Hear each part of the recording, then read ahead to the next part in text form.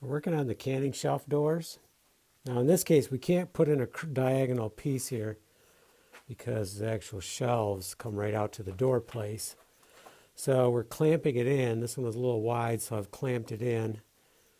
And I had pulled some of these screws out some and put them back in. And now I'm putting in additional screws into here. So this one did not shift, but the first one did shift. This one did not. So we have the two. Oh, it's pretty interesting right here. I don't know if you can read that, but it says 27 tomato cans. And not sure if one of them is a year or not. Probably not though. Unless this is right here. Can't really tell. Anyways, I'll show you the shelves.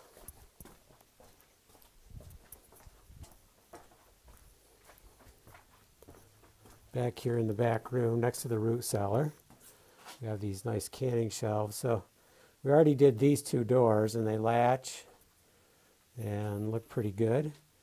So once we get this one on, then I think I'm going to take everything out and get the shop vac down here and clean them right out before I put anything in. Probably clean off the top too. We've got some repair up here, but I'm not going to dive into that yet. But eventually we got some repair there.